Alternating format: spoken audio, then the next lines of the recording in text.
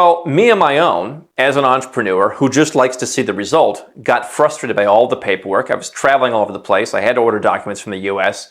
And I just decided, hey, is there some easier passport I can get? I said, well, yeah, there's this passport in the African country of the Comoros.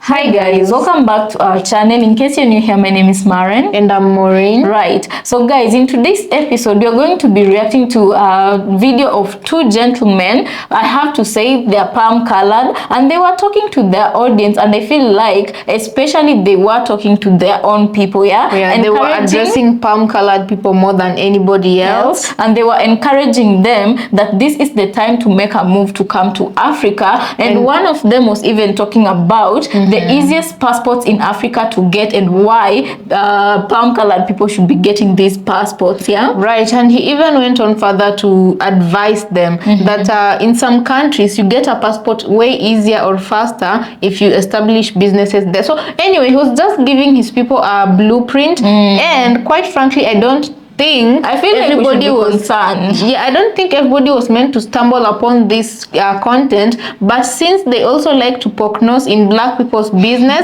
I feel like we stumbled upon it, and that's why we brought it here for a discussion and for you guys to tell us what you think about it. And let's play with this video, and we'll also come back and tell you what we think about it. Please consider subscribing if you're new to this channel, and let's watch. Well, me on my own, as an entrepreneur who just likes to see the result, got frustrated by all the paperwork. I was traveling all over the place. I had to order documents from the US. And I just decided, hey, is there some easier passport I can get? I said, well, yeah, there's this passport in the African country of the Comoros. But what's interesting about African passports, a lot of them, you can go to countries like Malaysia, for example, that you can go to. Singapore, actually, is very open. A number of African nationalities can. So, African passports aren't going to be great for visa-free travel. There are only 2 of them, actually, out of all the, I think, 54 countries in Africa that can go to Europe's Schengen area. That's Mauritius and the Seychelles. If you're looking for a tax-friendly but not tax-free place to live, there's a chance if you live in Mauritius, you could get a passport in a matter of as little as a couple of years. So that's one place that might be on your radar if you're looking to relocate for taxes and get a second passport. And it's pretty unique second passport because, like, who's really worried about Mauritius? And so for me, for most Westerners, getting an African passport is a level of diversification. Maybe it should be your second passport. Maybe it should be your 4th passport. Maybe there's just something that you want to invest in Africa and you don't need a passport. Let's talk about a couple of reasons why you might want it. The first one is as a backup plan. One thing that I find interesting, because I watch news all over the world, is that a lot of African countries are tired of being told what to do by the West. If you look at parts of West Africa, their economies somewhat controlled by what happens in France and what France wants to do. And they're tired of it. When you look deeper into the story of, why has Africa gotten more interested in working with China over the last, couple decades, it's because they say, when the Americans come, we get a lecture. When the Chinese come, we get a hospital. I think it's just a totally different approach with the way Africa is trying to go. Obviously, Africa as a continent is very diverse. And so some of those countries might become something better. Rwanda is noted as a clean, safe place. And there's some potential there. But as a backup plan, it wouldn't be the worst thing to have. Let's talk about investment opportunities. Nigeria's stock market this January is up about 40% in 1 month. There are investment opportunities, and sometimes that is easier when you are a citizen. We've worked with business owners from people who go down to Africa or people who are natively from Africa. It's just easier to start things. Now, in some countries, there is obviously more bureaucracy, but like once you open the ice cream parlor or the coffee shop, you can scale that very fast. I mean, I talked to guys, cement factories. I mean, just really simple stuff. They make huge returns. I've talked to a couple of people over the years, including a couple of friends, who've gotten local citizenships to be able to be on equal footing in the country in terms of doing business. One person even changed their name because they thought, hey, on the paperwork, I'll look like I'm a local. But if you wanted to buy real estate, land, for example, that's going to be easier to do as a citizen. Now, obviously, you're not a citizen of all of Africa. You're a citizen of that one country. However, you are seeing more efforts by the African Union to kind of bring, some unification there. And it's possible that it might be at some point like the European Union where, hey, EU citizens of other EU member states have more privileges in the other states. So if you want to buy property in Austria, it's easier if you're Spanish than if you're Canadian, for example. Obviously, having an African passport, there's generally blocks, and I think the Eastern African ones often have pretty good visa-free travel amongst each other. West Africa, they've got the Union ECOWAS, where again there was talk recently about why are we doing so much with the West, and so you're not going to be able to travel that many places. You might be opening up more opportunities within Africa. Do I see great visa-free travel on the horizon for these countries? No. I'm not saying go get a passport in the Congo, for example, but there are countries where it is maybe not known as being as much part of the African continent, and you could easily go and you could get a residence permit. You could just keep the passport in your back pocket and know that you have maybe future travel opportunities, future investment opportunities, and a backup plan. And so if you had a passport, would at some point in the future that open up other places to invest, to reside, etc., as you see more unification of these countries. So where can you go and get a passport in Africa? We have had a few clients that got citizenship in Sierra Leone, I think, if you can prove some kind of connection there. Some African countries are trying to be bigger at citizenship by descent. You had ancestors from there at some point. Cape Verde, Rwanda, Zambia, there have been citizenship offers in the past for people who've invested or moved their farm. South Africa is a place that maybe people are more familiar with, but there's a great creep towards more taxes and more chasing people down for taxes that I wouldn't want to be a part of. But I think Africa, for me, interesting continent. Who do you think has an easier time getting resources, getting out of America, and even so coming into Africa? Yeah, and who do you think has that much advanced power to buy land, property, or a house between these two groups? What's it like working and doing business in Ghana as a white person? I get asked this question all the time. And really, besides having to wear a lot of sunscreen and a big hat, it's not that big of a difference between working in the Western world. But that tends to surprise people because if you're from the Western world, you're used to race being a big part of your interactions. In Ghana, it's not that big of a deal. Now, I don't want to say that there's no differences because a few do exist, but they're not as big as you would think. There's generally a preconception of me that I am a business person, and that's just based on how I dress and the fact that when white people are in Ghana, it tends to be for business purposes, although a lot more people are coming for tourism right now. But when it gets to the nuts and bolts of actually doing business or interacting with the government, I have found that people are just kind of equal across the board. When we're working with the government, I wait in the same lines as anybody else. And when I'm doing business, we're going over the same financials, we're doing the same projections and the same work that I would be doing if I was in the Western world. So everyone's just kind of meeting on the level there. And in Ghana, it's just much more of a relaxed country. In day-to-day life, people aren't stressing out over things. If you're thinking about going to Ghana either for business, to visit, or to maybe retire, I wouldn't make race part of your mental calculus because you're going to find very quickly that whether you're white, Asian, Indian, or black, it's not a big deal. Is it true that you could buy a single-family house in Accra, Ghana for less than $70,000 that's a lot nicer than what you could buy in America? Well, the answer is yes. And while you may think I'm exaggerating about how good of a deal Ghana is, when I show you how easy it is to move to Ghana and finance a property and escape the rat race of the Western world, you'll be so glad you watched this video. To demonstrate this, I want to talk about a particular gated community that we have for sale. It's only 20 kilometers from the airport, and we're selling 1,300 square foot single-family houses with 3 bedrooms, 2 baths, that's air-conditioned, that has quality finishing, 24/7 concierge service, and security so your house is watched even when you're away. And they also come with solar power, so your energy bill is probably going to be under $10 a month. Bear in mind, we are charging less than $70,000 for a concrete build.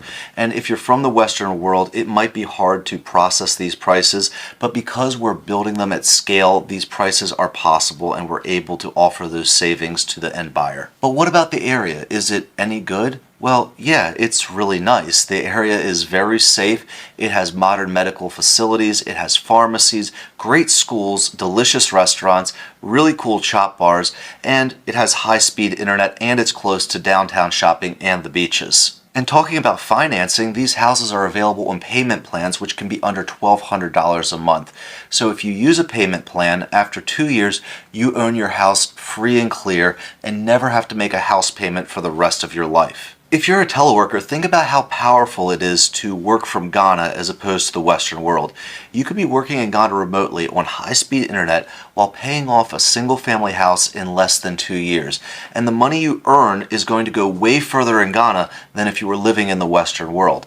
And the weather's better, and the food is better, and instead of waking up at 7 a.m. to get ready for work, your telework won't start until 1 p.m. because of the time zones. It's amazing to think about, isn't it, how your life could improve? As a teleworker in Africa, you would be waking up whenever you want, you would be having a nice breakfast every day, you'd be able to work out, run a few errands, all before sitting down in your air-conditioned African home to do your job and work remotely until evening, after which you could just walk to a local restaurant or drive downtown for a nice meal. And if you're at the age where you're starting to think about retirement, why wouldn't you be considering Ghana?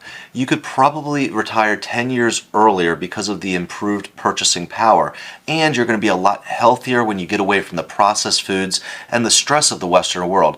And if you ever wanted to go back to the Western world, there are plenty of direct flights that are under 8 hours, though I'm not sure why you'd want to go back when you see how beautiful Ghana is, but it's an option. The next question you may have will be about logistics. Isn't moving to another country hard? Well, not in the case of Ghana. Ghana offers the right of abode where anyone of African descent is guaranteed permanent residency if they decide to move to Ghana. And for everyone else, Ghana does have friendly long-term visa options. The reason we care so passionately about bringing affordable housing to Africa and we don't just sell the mansions and estates is that so many Americans are living paycheck to paycheck, meaning they are perpetually 2 weeks away from bankruptcy, and we want them to be able to break from that cycle. So if you feel that applies to you, maybe it's time to leave the Western rat race and enjoy the beautiful country of Ghana. At the Roars Team Africa, we can make a plan that makes it happen for you, but you need to make that first appointment on our website, so click on the profile. We are close to selling out this community I was talking about, so I'd recommend contacting us sooner rather than later if you are interested in it. But I want to know what you guys think. Would you take a remote job and work in Ghana if it meant you could live a debt-free life, or would you miss America too much? Let me know in the comments below. And as always, if this video brought value to you, give me a like and a follow. That really helps out my channel, and I'll see you in the next video, or maybe I'll see you living a debt-free life in Ghana. That would be amazing, wouldn't it? Well, take care. They showed me World Bank maps of fish in the tuna fish in the Indian Ocean, and they told me the Indian Ocean is barren. India, all those countries, Australia, whatever, they're barren. The place the tuna fish is found is the East African coast, beginning from Somalia down to Madagascar. But the epicenter is Kenya, Kenyan waters. A 10 trillion shilling economy. We are struggling to raise 3 trillion. This thing is that 210 trillion economy being exploited by Australians, Singaporeans, Chinese, Europeans, just paying some token licenses and bribes to government. So these people are trying, we're trying to see how do we get this resource to serve us. I was saying if we just invest a bit in this thing and do the fishing ourselves, what are you going to do? We are going to be net exporters of money. We are going to be borrowing. There's that kind of wealth. And these are experts, but they say they can't move because the politicians are blocking the way. So guys, welcome back.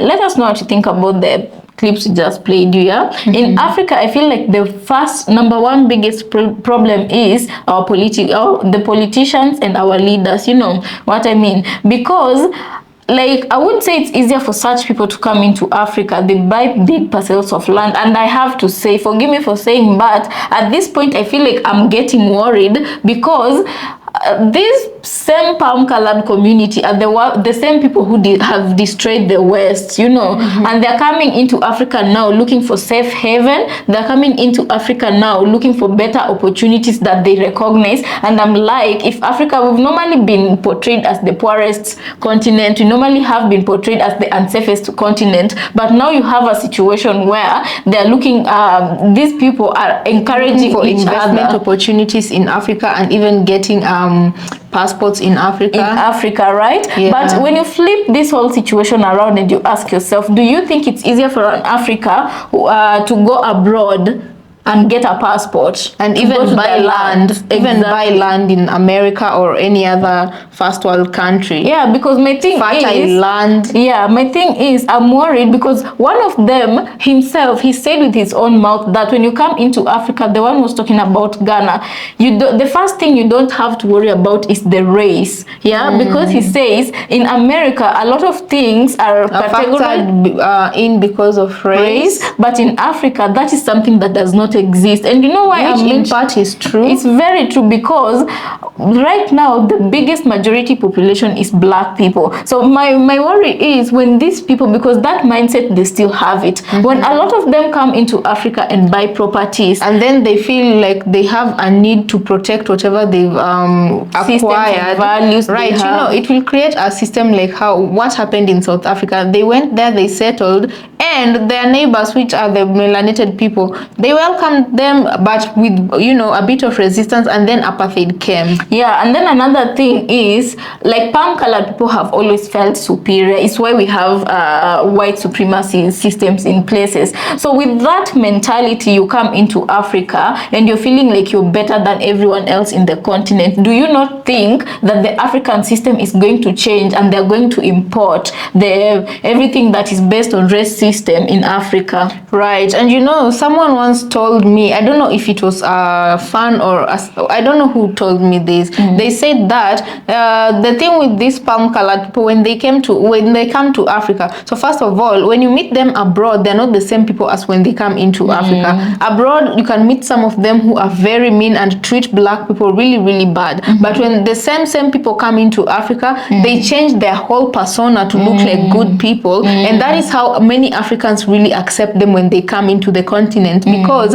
Africans view them as good people. Right, they don't know any better. Yeah. And guys, it's quite funny because there was a place I was saying that our African leaders are letting us down, and this is because, okay, let me just give you a story. We have a black American friend who was talking about coming into Kenya and trying to establish a business, so that you see these two scenarios, yeah. So this black American friend of ours, he was just talking to us about how he had a dream, to build his life in Kenya because he's so tired of the West, right? And he wanted to put up a business, and he has also tried to employ some Kenyans, but the hurdles in which the walls he has to go through to do this, he talks about politicians are a big hindrance to anybody who's trying to set up a legitimate thing, Yeah. because they've conned him, they've lied to him, and they've just frustrated him in general. And he's at a point in life where he feels like he wants to give up on that plan and look for another option in another African country. And I just feel like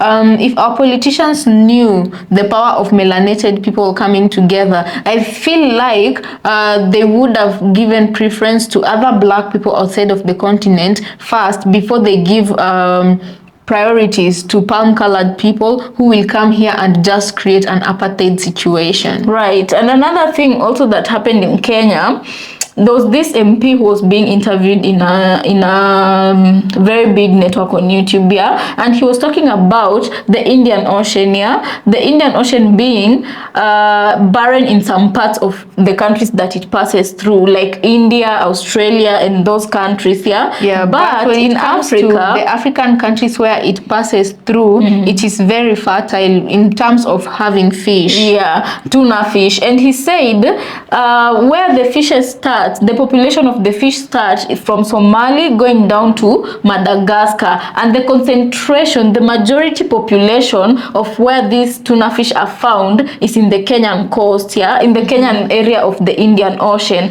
So Now, why am I saying this? Right, and when companies come to bid for fishing rights, this very same politicians will ask for bribes, right? And somebody from Canada or these first world countries, they're able to give bribes and in hefty amount because a politician is very greedy and wants a big amount of bribe. Yeah. But locals who are in Kenya and other parts of African countries, They also can't go afford to bid those. for the same rights, fishing rights, but they're denied because they can't pay these bribes. So Indian Ocean has been left for corporations from Australia, Canada, and the Western countries who want to come and fish. So they are the ones benefiting and exporting our fishes to their countries. And what has happened to the locals? We can't benefit from this, and the government can't also, as a whole, can't get good returns from the ocean, because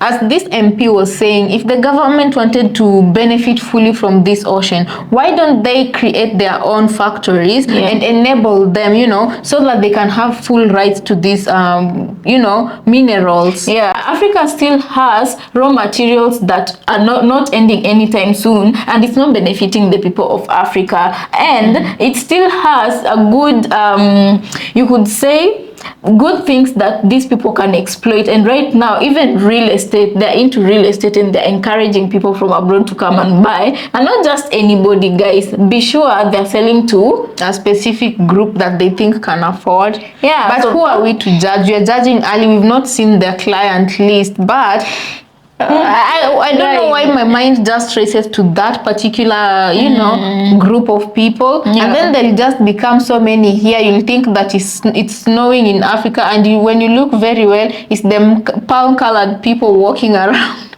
Anyway, guys, let us know what you think about this episode in the comment section. Right. And as usual, we thank you so much for joining us. Let's catch you on the next. Consider subscribing if it's your first time here.